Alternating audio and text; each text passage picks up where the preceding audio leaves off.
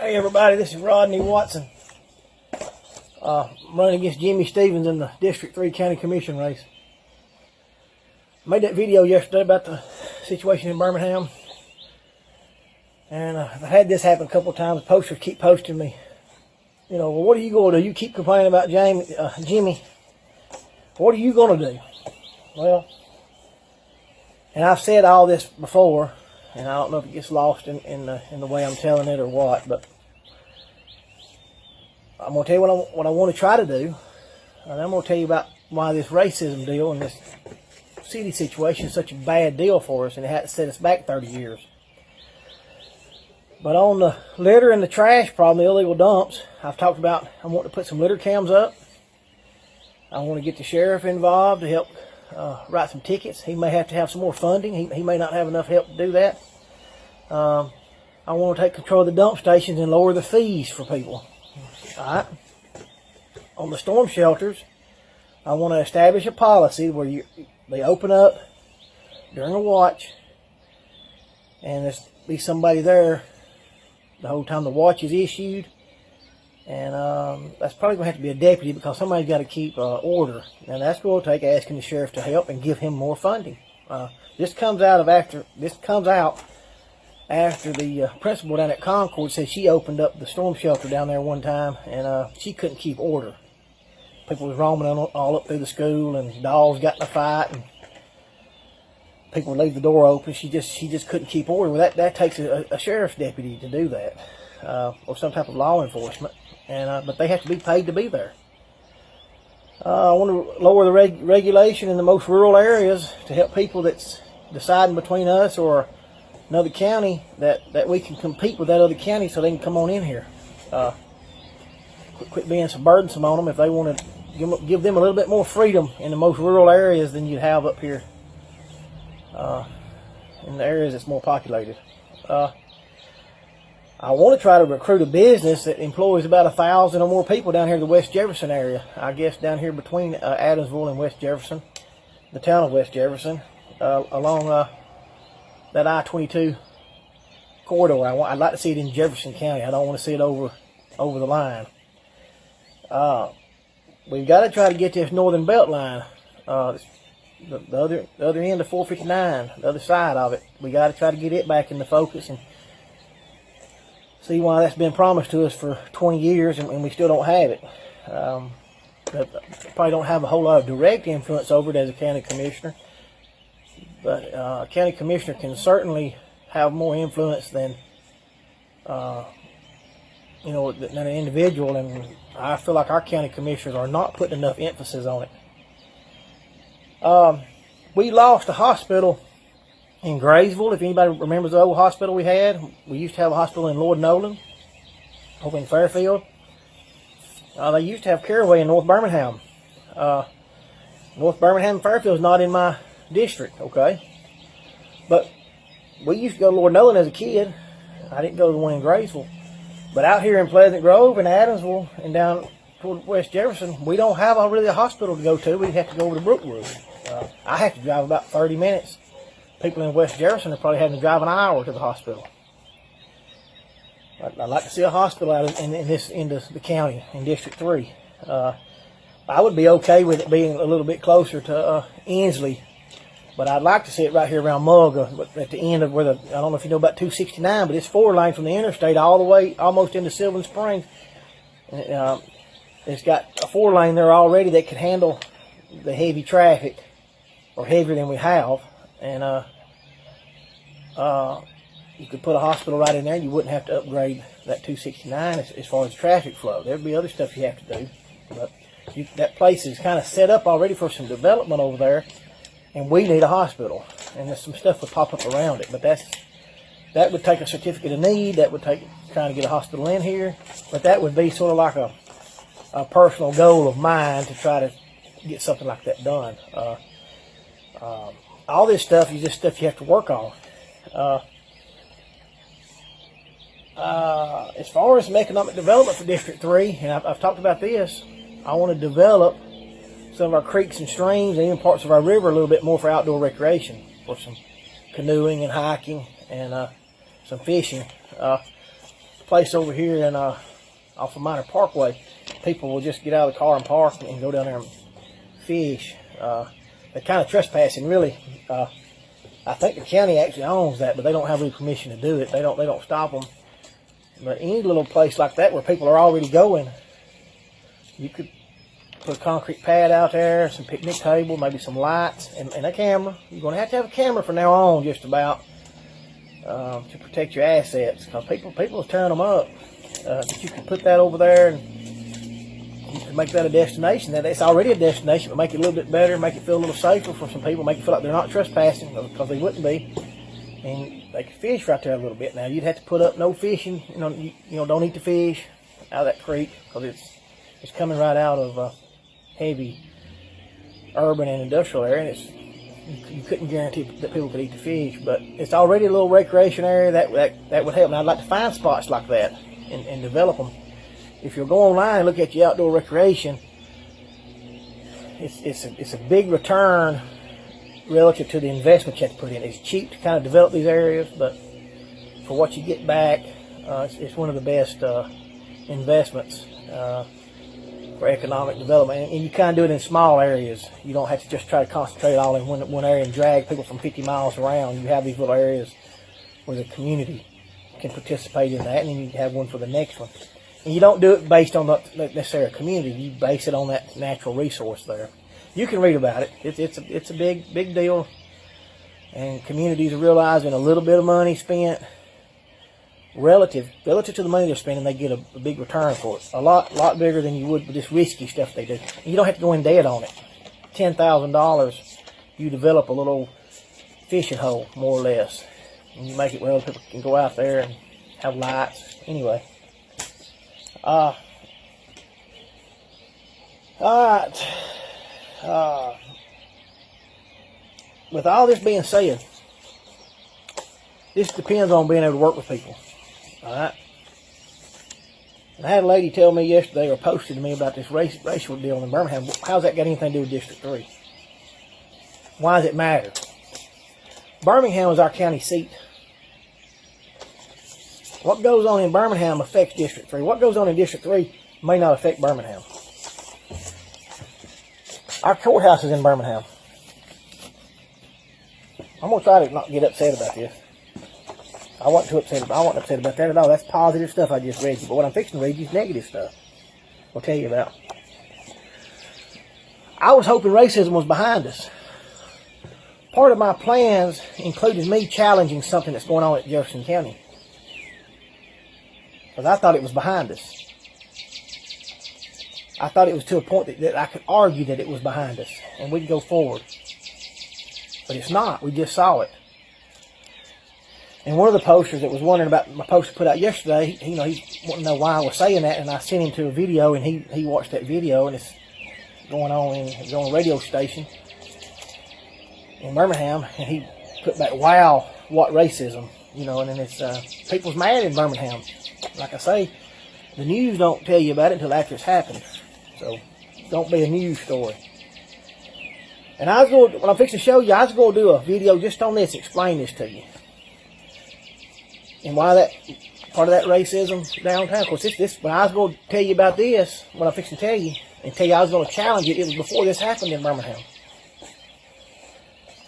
But Jefferson County is under a consent decree. Let's see if you can read that.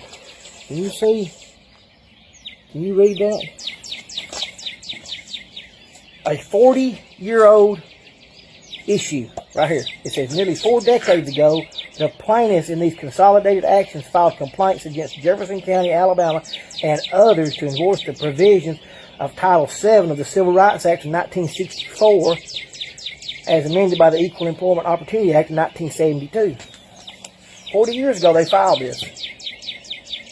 And they went into an agreement with Jefferson County that Jefferson County would self-regulate, more or less, and enforce the Civil Rights Act on themselves, because they didn't. It meant guilt to violating it, but they just said, well, if we did do it, we'll self-regulate. Well, evidently they didn't self-regulate. Let me see. And it was a consent decree then, but it was.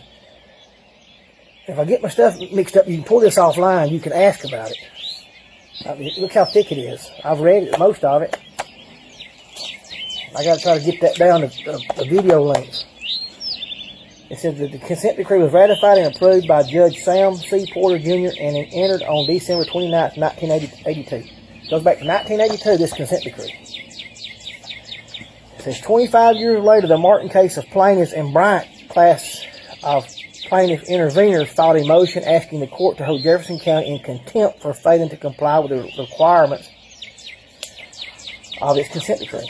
25 years later, they got back in court and said they're not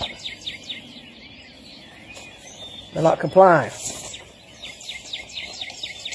It says, following extensive discovery and bench trials in 2009 and 2012 on the issues raised by the Martin Bryant party's motion, this court entered into a memorandum opinion and order on August 20th, 2013, adjudging Jefferson County to be in civil contempt for failing to comply with the requirements of the consent decree. 2013, they was judged to be in contempt of this consent decree. And finding that the remedy of appointing a receiver to direct, control, operate, manage, and administer all employment decisions by the county was warranted. Jefferson County has a receiver over them right now, and they have had one, I guess, since 2013. If you're going to get hired at Jefferson County, you've got to go through this receiver. He's up there right now. Jimmy Stevens doesn't hire. Tony Patelis doesn't hire. He hires. We're under federal control. I've mentioned that in another video, but it's because of racism. Alright?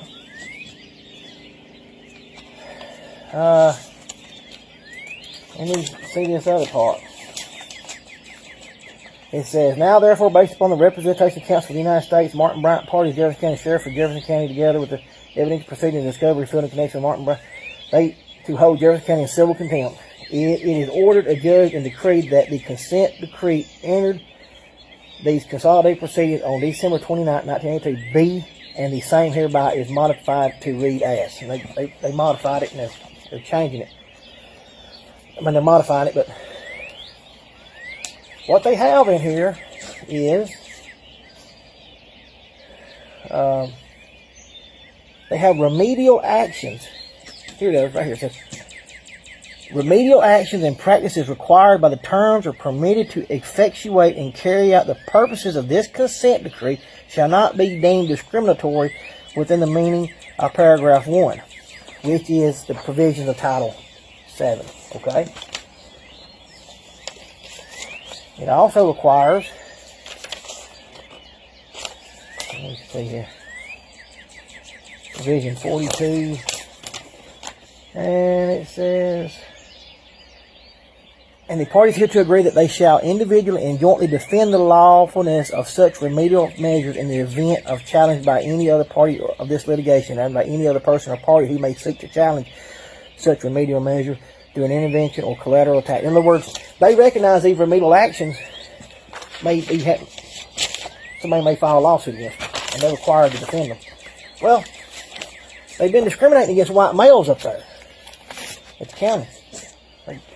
White males are the last ones to get hired. They're hiring white females, black females, black males, and they hire some white males if they can't find anybody else, so they have to have it filled. But they really putting these positions off to fill minority classes, and the white male is out.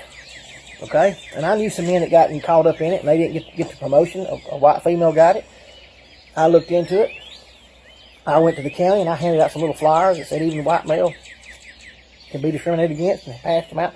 Passed it out to the commissioner's office, passed it out to Tony Patelis. He got mad. Others got mad. He couldn't do anything. It was my legal right. I passed them out. When I went to run for office, I wanted to try to challenge this, because this is a racial issue. They're being discriminatory against white males. They're trying to balance the employment out up there. Okay? And I was going to try to argue against it and say, well, it's not necessary anymore. Because the county never admitted guilt. They never proved they was guilty. They just didn't want to fight it anymore. I can't fight this. I can't even bring this up anymore. I can't say nothing about that consent decree after what's happened in Birmingham. Even if I was to get it back in court, am I going to be able to prove that racism's over in Birmingham? I told a little man up there when I was handing them flyers out. He was a little short man, had a bow tie. I assumed he was a Muslim. I told him, I said, we got into kind of discussion there in the hallway, and I said, I think racism's over, 80% of it in the private sector. He said, no, it ain't over. And I told him, no, I think you're wrong. He said, well, let's say we was talking about the consent decree. He said, let's say we got rid of the consent decree. What we going to do about the last 200 years over slavery? I said, well, some stuff's just over with. Can't do nothing about it. I said, I can't do nothing about it. I said, we have to move forward. And of course, he didn't agree. I can discuss this with people. I'm not against people. They're not against me personally. I can't say nothing about this no more. I talked to a good friend of mine 2 weeks ago, works for the county. They're not being able to get help where they need it out on the roads because of this consent decree. This consent decree is one of the biggest issues in hiring people. It's over racism. You have a federal receiver doing the hiring at the county. This is the biggest hindrance. This and then the sewer rates as far as economic development.